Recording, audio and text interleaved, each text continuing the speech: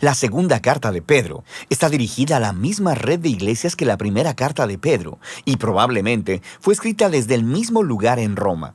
Pedro ha entendido que morirá pronto, y la evidencia que tenemos de la tradición temprana dice que Pedro fue ejecutado por las autoridades romanas durante el reino del emperador Nerón. Así que esta carta es como el discurso de despedida de Pedro. Él inicia ofreciendo un reto final, que los seguidores de Jesús deben ser personas que nunca dejen de crecer. Y a esto le siguen dos advertencias finales acerca de un número creciente de maestros corruptos que están haciendo que los cristianos en estas comunidades de iglesia se desvíen. Primero, por su manera corrupta de vivir, y segundo, por su teología distorsionada. A lo largo de la carta, Pedro está combatiendo las acusaciones que estos falsos maestros han hecho contra él y los otros apóstoles. Y el objetivo de Pedro es restaurar la confianza y el orden a estas comunidades de iglesia. Así que Pedro inicia recordándoles a estas iglesias que a través de Jesús, Dios ha invitado a las personas a participar de su propia naturaleza divina. Esto es, a compartir el amor y la vida eterna de Dios. Esto es completamente asombroso y requiere una respuesta de por vida.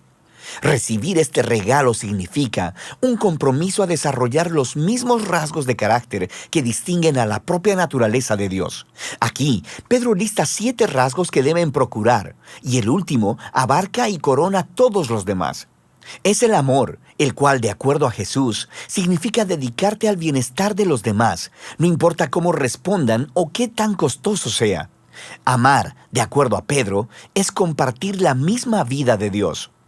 Pedro luego declara el propósito de la carta, que es el funcionar como un monumento a su enseñanza para que pueda ser transmitida a las siguientes generaciones, ya que no le queda mucho tiempo para estar ahí personalmente.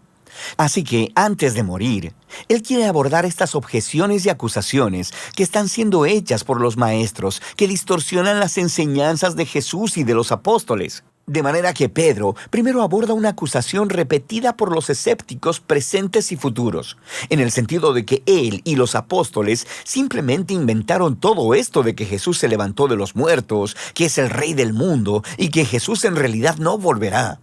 Así que Pedro ofrece su testimonio ocular sobre el poderoso momento en el que Jesús se transfiguró en la montaña. Recuerda la historia en Marcos capítulo 9. Los apóstoles vieron a Jesús como el Rey exaltado y su resurrección significa que Él está vivo como Rey y regresará un día para rescatar al mundo. Así que el futuro regreso de Jesús para traer el reino de Dios cumplirá todo lo que las antiguas escrituras han estado señalando. Las palabras de los profetas del Antiguo Testamento no son fantasías fabricadas. Es a través de las palabras humanas de la Escritura y a través del Jesús humano que Dios mismo nos ha hablado.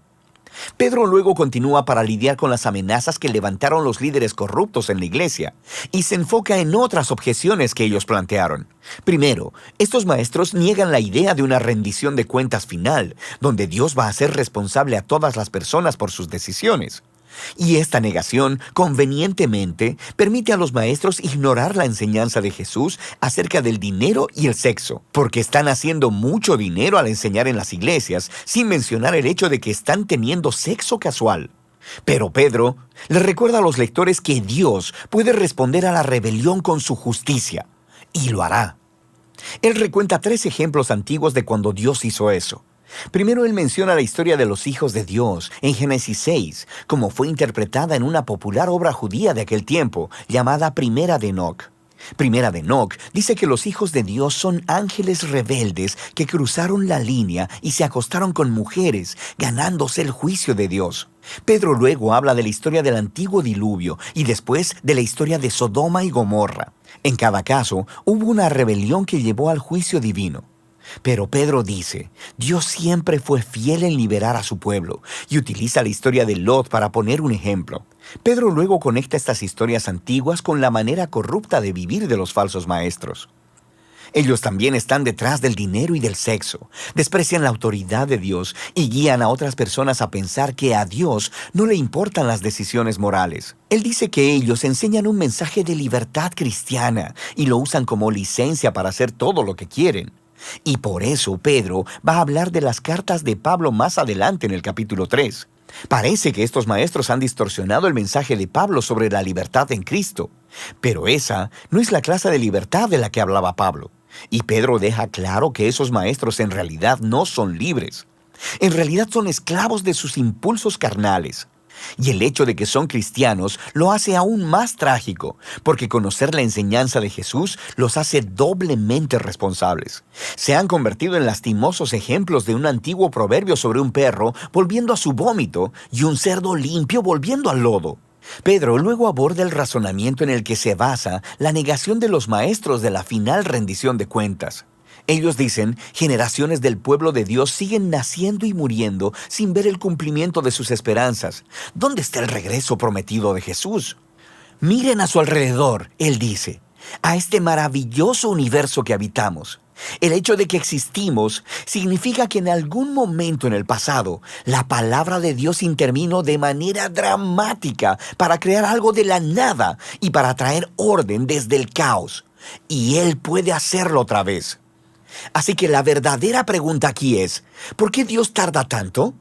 Pero Pedro nos recuerda que nuestra concepción humana del tiempo es extremadamente limitada. Los largos periodos de tiempo a través de los cuales Dios trabaja no encajan en el panorama de nuestras muy cortas vidas. Estas grandes cantidades de tiempo son en realidad una señal de la paciencia de Dios, porque a cada generación se le ofrece una oportunidad para reconocer su propio egoísmo, para humillarse a sí misma y para arrepentirse delante de la gracia generosa de Dios. Y la gracia de Dios traerá la historia a su final en el día del Señor. Aquí, Pedro hace referencia a la poesía profética de Isaías y de Sofonías, quienes describieron el día de la justicia de Dios como un fuego consumidor. Pedro dice que los cielos pasarán y los estoicheia serán destruidos por el fuego. Esta es una palabra griega que puede referirse a los elementos, y en ese caso significa la disolución del universo material. O probablemente se refiere a los cuerpos celestiales. En otras palabras, las estrellas. Eso es lo que significa esta palabra en Isaías 34, de donde Pedro está citando. Y en ese caso, esta frase es una metáfora sobre el cielo siendo desprendido, por así decirlo, delante del Dios que todo lo ve. Y entonces, por eso Pedro dice que el día del Señor resultará en la tierra y todas sus obras siendo expuestas. El propósito final de la justicia consumidora de Dios no es eliminar el universo material. Más bien, es exponer la maldad y la injusticia y removerla para que una nueva clase de cielos y tierra puedan emerger. Una que esté permeada de justicia, llena del amor y del pueblo de Dios, quienes conocen y aman a Dios y a su prójimo como a ellos mismos. Pedro concluye diciendo que esta es la verdadera esperanza cristiana, la que Jesús y todos los apóstoles han estado anunciando, incluyendo a Pablo, cuyos escritos pueden malinterpretarse si los sacas de contexto. Pero todos los apóstoles están en la misma página. Y así, Pedro termina su discurso final a la iglesia. Ahora, el tono de segunda de Pedro se siente muy intenso. Pero su pasión viene de una firme convicción de que Dios ama a este mundo y está determinado a rescatarlo a través de Jesús.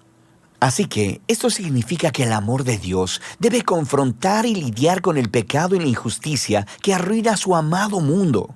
Y en el tiempo de Dios, Él lo hará, abriendo un nuevo futuro para la humanidad y para el universo mismo. De manera que segunda de Pedro tiene una visión amplia y expansiva de la esperanza para todo el mundo y nos reta a examinar nuestras vidas diarias. Y de eso se trata la segunda carta de Pedro.